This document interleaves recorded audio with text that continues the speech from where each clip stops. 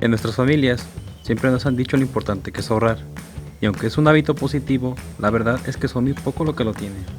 Pero, ¿y qué pasa cuando esta práctica se convierte en obsesión? Obviamente se llega al extremo de no querer gastar nada. Hay gente que prefiere abstenerse para no tener que derrochar su dinero en cosas que parecen banales ante sus ojos. Por ello, en esta ocasión te presento a las 10 personas que han pasado a la historia como los más codos. John Elwes era un hombre cuya fortuna era superior a los 28 millones de dólares actuales, pero vivía como un hombre pobre en una casa en ruinas. Sus ropas eran casi harapos y se iba a dormir en cuanto se metía el sol para no gastar en velas. De hecho, él fue la inspiración de Charles Dickens para crear a Ebenezer Scrooge de su obra Un cuento de Navidad. Andrew Carnegie, a pesar de tener una fortuna superior a 3.000 millones de dólares, este empresario era conocido por ser un tremendo tacaño. Llegó a Estados Unidos cuando era muy joven y ahí amasó su riqueza en la industria del acero, pero también crecía su avaricia. Llegó al extremo de dejar propinas de 1 centavo, aunque al final de su vida se convirtió en un filántropo que fundó más de 3.000 bibliotecas e impulsó el desarrollo científico. Kitty Green, mejor conocida como la bruja de Wall Street, fue la mujer más rica del siglo XIX. Cuando murió, su fortuna era casi de 200 millones de dólares. Debía su fortuna a que en toda su vida fue muy cuidadosa y nunca ayudó a los necesitados, aunque se trataran miembros de su familia. En una ocasión, su hijo se rompió una pierna y en lugar de pagar el tratamiento, intentó que lo atendieran en un hospital para personas de escasos recursos. Es por esto que el libro de récords Guinness la tiene como la mujer más miserable. Wellington Burr falleció como uno de los hombres más ricos de Estados Unidos, con una fortuna estimada en 100 millones de dólares. Pero como no quería que su familia heredara tan fácil su dinero, en su testamento puso una cláusula en la que decía que los recursos pasarían a sus descendientes 21 años después de la muerte de su último nieto. El último superviviente de la tercera generación falleció en 1989, así que sus descendientes, los tataranietos, se repartieron la fortuna. Ingvar Kamprad, el fundador de IKEA, empresa dedicada a la fabricación y venta de muebles, es una de las personas más ricas del planeta. La fortuna de este sueco se estima en 6.000 millones de dólares, pero desde hace 15 años conduce un Volvo, vuela en clase turista y recicla las bolsas de té. En los años 70 cambió su residencia a Suiza, un país famoso por ser un paraíso fiscal.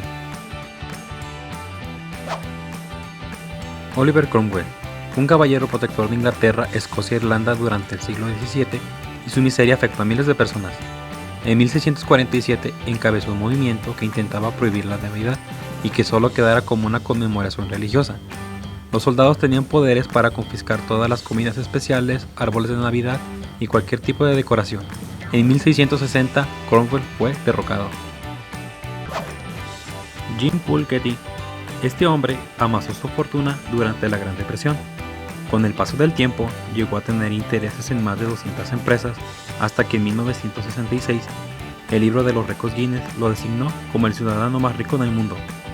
En su casa contaba con teléfono de pago, sin embargo, este se negó a pagar un rescate de 17 millones a cambio de la libertad de uno de sus nietos.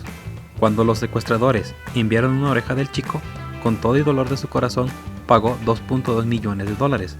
Al morir, en 1976, su fortuna era de 2.000 millones de dólares. Efraín López Pereira de Aguilar, un noble austriaco que se convirtió en barón a la muerte de su padre en 1759.